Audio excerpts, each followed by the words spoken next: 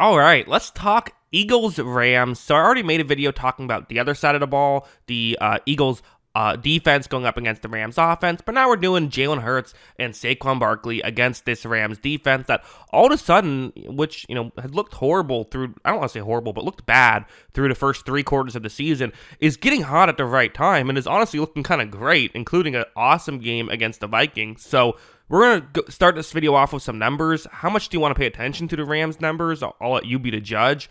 But then we'll get into some film, talk about the last time these two teams played, and I'll give my final predictions on how I think this one is going to go. First, as always, we start off here, which is where each of these teams ranked according to PFF grades. Again, I know those aren't everyone's cup of tea. It's just a way to familiarize ourselves with these rosters. But you see for PFF, they haven't been overly impressed with Jalen Hurts this year. 24th ranked passing. They do have the 11th best receiving and 6th best pass blocking, so that's good. Going up against the 10th highest ranked pass rush, which is only getting better week after week as the young players, sort of figure it out more and more.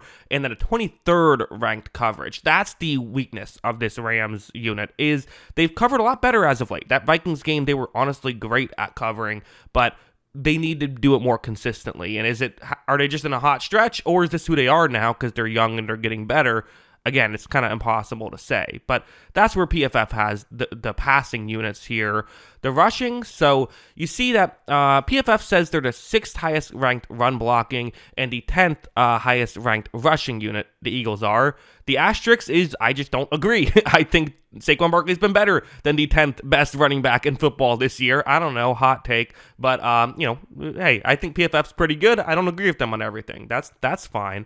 Run defense is middle of the road for the Rams according to PFF grades. I actually want to start off with this stat. This is how well they ran the ball the last time these two teams played. Usually I say this for later in the video, but I think we need to just talk about the elephant in the room. Saquon Barkley, last time these two teams played, 26 carries, 255 yards, 2 touchdowns. So that's nearly 10 yards per carry. If that's a passing day, you're like, what a day. Wow, the quarterback went off. And that's a rushing day. And 2 of those plays got stopped by the end zone. Could have ran for more. Jalen Hurts, had 12 carries as well, although he didn't have a ton of yards. Those can still help take some tension off of Saquon on his rushes. Kenneth Gainwell, 4.4 yards per carry and a touchdown as well. So this is a team that combined had 300 rushing yards and 3 touchdowns against the Rams. That's a concern if you're a Rams fan. And the Rams have done a better job at defending the run since this game. I almost wonder if they kind of said, okay, we got to figure this out. But still, I know it's not going to be every single, there's going to be different personnel. There is. It's going to be a lot of the same personnel, though. So that's got to concern you. As for the passing game for the Eagles, it was a weird game. Only 4 different players caught passes, and one of those was a Jahan Dotson 4-yard completion. 2 of those players weren't even wide receivers, Saquon Barkley and Dallas Goedert. So Saquon Barkley, not only did he have the 255 rushing, but he also had 47 receiving. So he had over 300 all-purpose yards in this game, and he didn't even return kicks, right? I mean, that's crazy. A.J. Brown had over 100 yards as well, and that's something we have to bring up because that will, when we get into the passing aspect of this, he matters a lot and kind of, I think, completes this roster. Hurts had an all right game. Again, I didn't think Hurts played great last week against the Packers, so they're going to need him to play better in this one, probably. Really, the last chart I want to get into before we can get into film. My last video I made, I spent like 10 minutes talking numbers before we finally got into film. Got to go quicker here.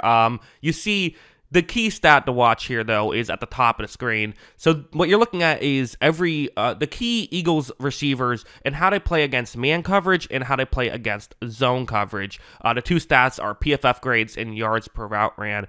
A.J. Brown has an ungodly 4.27 yards per route ran against man coverage. If you play him one-on-one, you lose. That's just how it works, and they look there. They don't just say, oh, maybe we'll get back to it later. If they see an opportunity, the ball is going in A.J. Brown's direction. Still very good against zone, as is Devonta Smith.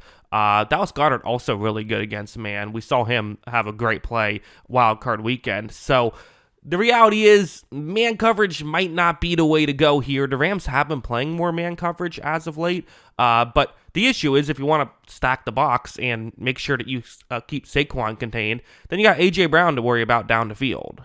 But okay, enough numbers. Let's get into the film. What happened the last 2 times these two teams played each other? Well, we got to start off with the ground game, right? I mean, that was such an important part of the game. It's been such an important part of this preview. So yeah, let's just talk about that right away before we get into anything else. You see on this play, so you see the blocking concept on the screen. That Rams player right there, that's really the closest unblocked player. And here's what just makes this team so difficult to stop the run against is they do such a good job at creating windows for Saquon to run through. Watch, as you see, great job. They got the hole for Saquon to run through. Now you have Kobe Durant, who is in run defense, who I was looking at it, according to PFF, is a fine run defender, although some of their other corners aren't great at run defense, which doesn't always matter, but when it does matter, it matters a lot. Because like here, the defensive backs are just going to have to tackle Saquon because he's going to get past the defensive line and past the front 7 at times in this game. Durant did an all right job here. He was able to strip him up, and then the safety was able to make the play. That's what you got to do. Like, the good runs are going to come. You hope that you can beat them on occasion. You don't even try to beat them every play because that's just not going to happen. You try to make sure that you can get the occasional, stop them on first down. Now it's second down and 11, and now they don't feel like they can run anymore, and now you get to play pass defense. That's what you want. So for guys like Kobe Durant, you have to make sure that you limit the damage on these plays because like something like this. So this was the first play of the third quarter. Worth noting, 6-point game at this point. This is a ball game, right? But you can't let this happen. Again, Eagles offensive line, as it does, creates a window for Saquon to run through. He gets to the second level, but again, you got to give yourself as many chances as possible to get the stop right here. You can't let Saquon do what he's going to do. Watch as he sidesteps to safety, and now he's just gone. So I'm going to have to pause it. I'm pausing it right here just for copyright reasons. That was Cameron Kitchens, who's had a nice season, but you got to make sure you bring Saquon down. You don't even have to worry about the first down if you're a safety. Make sure you tackle Saquon. That's just what you have to do. If you're making a tackle, it's already a bad play. Just get up and make the tackle. But again, easier said than done. And this is what makes this Eagles rushing attack so deadly.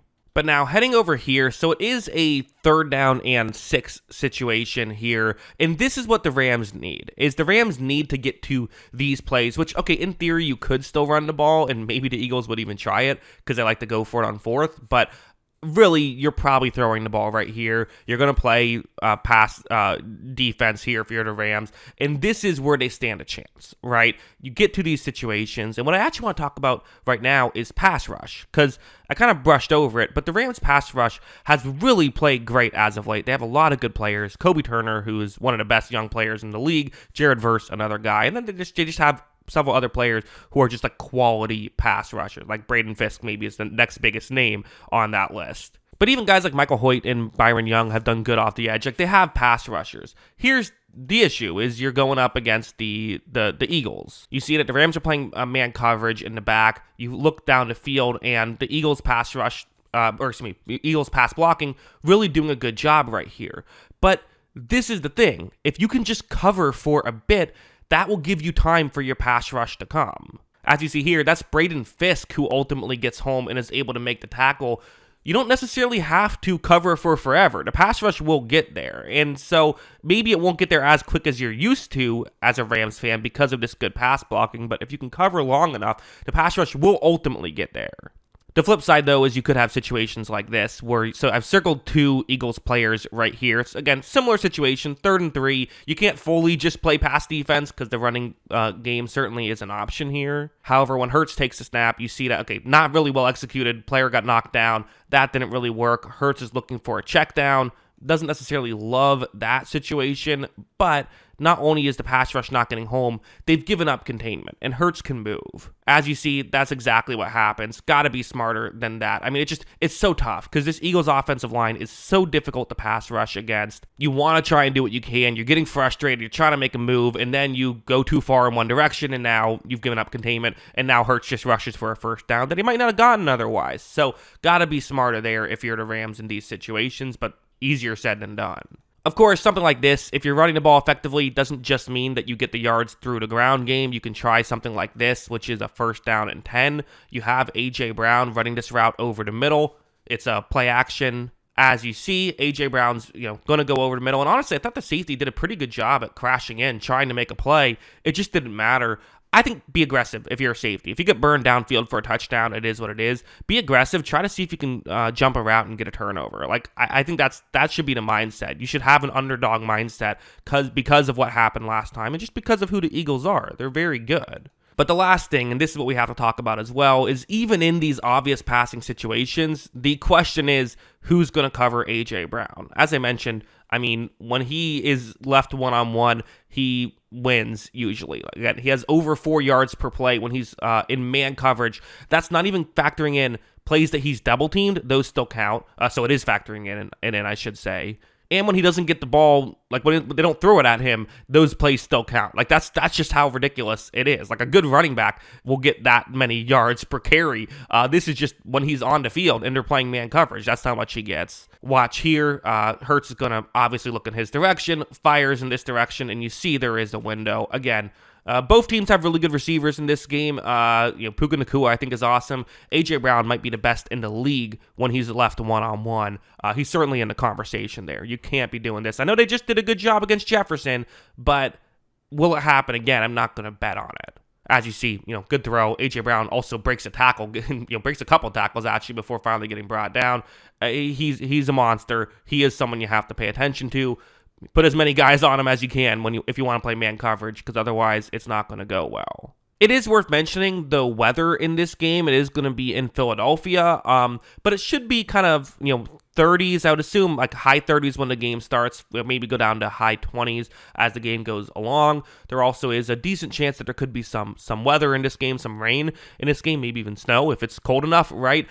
So you have that to pay attention to as well. So if that's the case, that's going to favor the ground game, which you would think favors Philadelphia in a situation like this. So the Eagles should be able to run the ball well. What do you do if you're the Rams? I feel like I'm almost talking about this video from the Rams' perspective because I think that's almost the more meaningful perspective right here. Everything worked for the Eagles last time, so they're going to just simply do what they did last time. From the Rams' perspective, what do you try and do to make something work? I think you go all out to defend a run. If I'm the Eagles, I'm still running it into heavy box, seeing if we can keep the ground game going. If we can, hey, we're good. If you can get them to stop the run, okay, now they have A.J. Brown. They have other avenues. I think you prefer that. I do, because like I said, Hurts didn't play great last week. I think that's what you prefer. Is it going to happen? Well, let's get into my predictions. The Eagles' offensive points per drive on the year, one of the best in football at 2.72. Rams' defensive points per drive on the year is 2.25, which is not very good, but keep in mind they've been better as the season has progressed. First time was not better. First time the Eagles were unreal against them. 4.11 points per drive. That is a gross number if you are a Rams fan. I don't know if this is going to go great this time either. My guess is 3.3. Again, I don't see why the ground game is going to be that much better. I know the Rams have defended the run better this time, but I don't see why it's going to be that much better this time. And I still think even if they do make an effort to stop the run, the Eagles have other avenues. This is where football gets really weird and projecting games gets really weird. Because, I can see a world where the Rams do a good job at protecting the run and, Saquon isn't able to go off. And if that happens, it completely changes the game. All of a sudden, the Rams have a chance to flip it and win the game. But all I'm doing is saying what is most likely to happen in my opinion. So my final projection is a bit of a blowout projection. I'm going 40-25 if it's a 12 possession game. I think both offenses could do all right.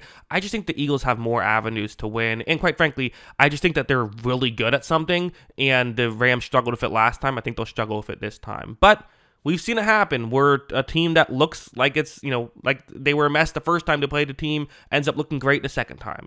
The example I always go back to as a Tampa Bay fan is the Tampa Bay Buccaneers lost to the Saints twice in the regular season, lost 38-3 the second time they played the Saints, and then beat them in the playoffs.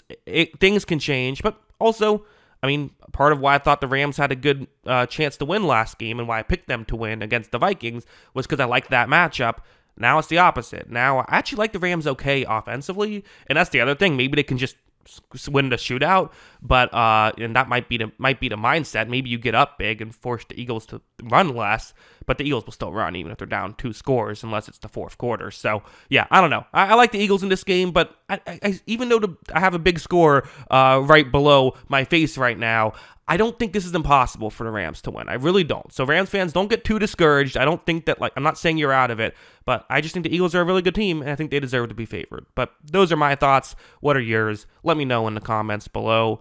Always love hearing from you. And of course, as always, thanks for watching.